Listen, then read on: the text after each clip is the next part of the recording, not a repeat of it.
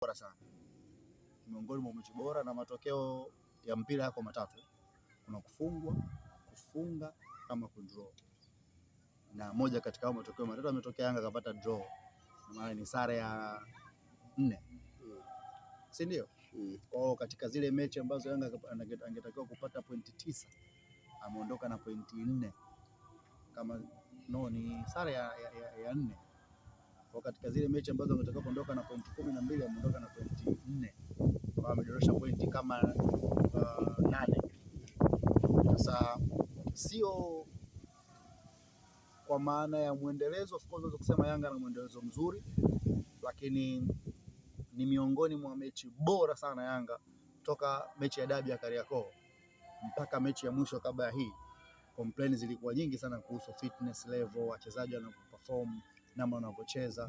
Angalia goli la Yanga waliopata ni juhudi binafsi za mchezaji Mwanengo na namna ambavyo wamecheza. Kwa kifupi ni kwamba Yanga wame display performance bora sana. Leo walikuwa na on target ambayo ndio kilikuwa kilio cha watu wengi 7, na ngoja kuona wachambuzi Mtwara watakuja na kitu gani, na hawatakwambia namna ambavyo Yanga amefanywa makosa mengi na madhambi mengi sana. Angalia namna ambavyo Pacome Pedro Duzwa mchezaji amekuja amekita mguu, kama ambavyo walikuwa wamekita kwa Dube, kama ambavyo walikuwa wamekita kwa wachezaji wengine mbalimbali, kama ambavyo Mzamiru alimchezea Shabalala, sio?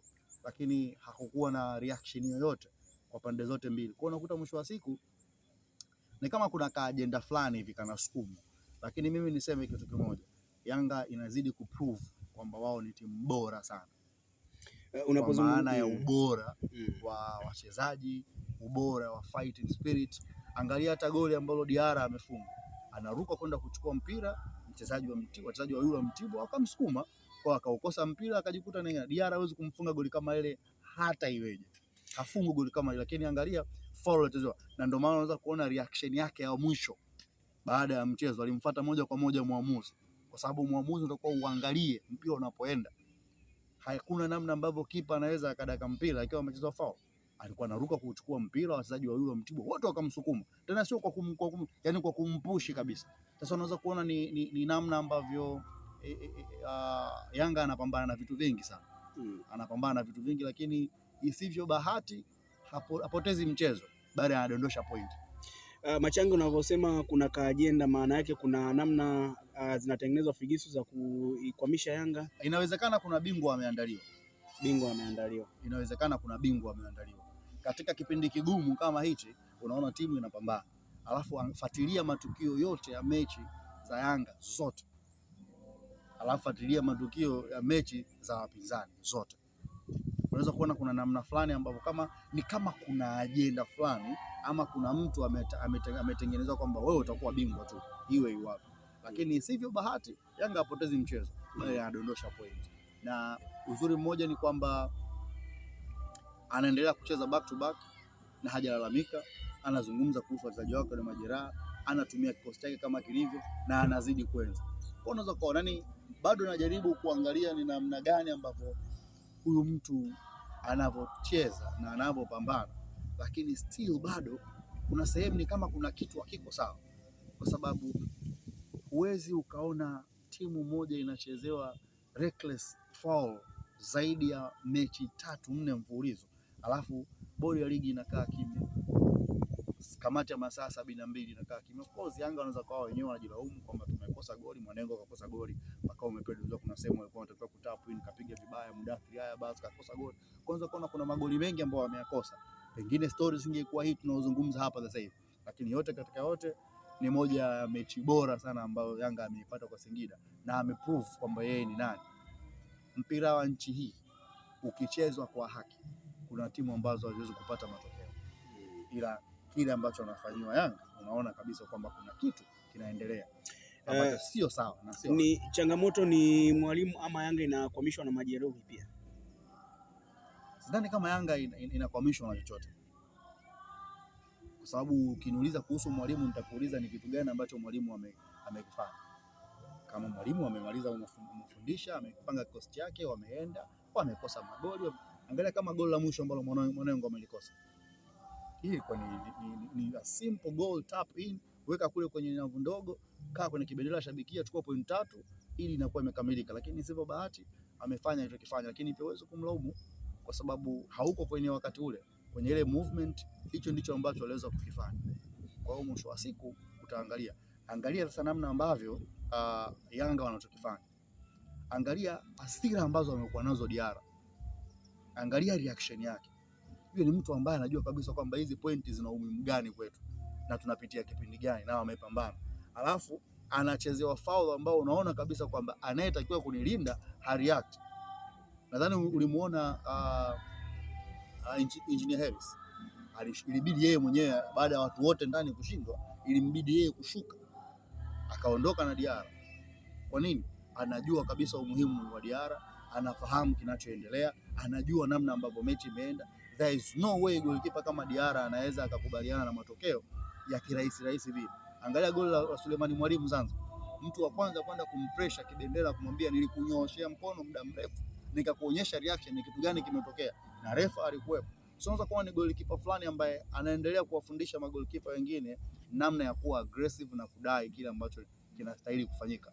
Isivyo bahati, bado nimekaa kimya, nangojea kamati ya masaa 72 itafanya nini na itachukua tukio gani kwenye mechi hii. Nategemea kumuona Diarra akifungiwa mechi zisizopungua 3. Hilo chukua kutoka kwangu. Kamati ya masaa 70 kwa mara ya kwanza leo itafanya kazi kwa haraka. Usije taarifa ikatoka kesho. Hata usiku wale inaweza ikatoka. Yanga anazidi kudondosha alama moja anazookota na alama 2 anazipoteza, anazidondosha.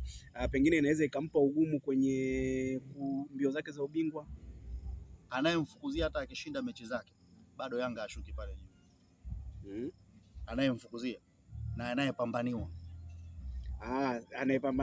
Anayepambaniwa achukue au ubingwa, hata ashinde mechi zake zote bado Yanga yuko pale juu kwa tofauti ya alama 1. Na hiyo alama 1 anaweza akaifukuza mwaka mzima mpaka ligi inaisha. Chukua maneno yangu. Anayempambania ni nani? Watajua wanaowapambania. Lakini kuna timu inapambaniwa. Nasemaje? Hata huyu anayepambaniwa akimaliza viporo vyake na mechi zake zote akashinda, bado Yanga anabaki na alama yake 1 ile. Hawezi kumshusha. Na hapo ndio utaona tofauti wa quality ya Yanga. Mbona anayepambaniwa naye analalamikia waamuzi? Mwizi pia huwa analalamika kwamba anaonewa. Mwizi akikamatwa pia analalamika kuwa anaonewa. Kwa hiyo ni swala la kuangalia na kusubiri. Ila amini ya maneno yangu ninayokuambia, hata kama wakijiunga wakaamua kuipambania hiyo timu wanaoipambania, bado matokeo hayatabadilika. Ninakuahidi na ninakupa kwa quality ambayo Yanga anayo 25-26. Narudia tena, Yanga bado ni bingwa. Pamoja na kuokota pointi moja. Nasemaje? Yanga hii ilishawahi kuokota pointi 3, goli moja ikaenda mpaka msimu ukaisha.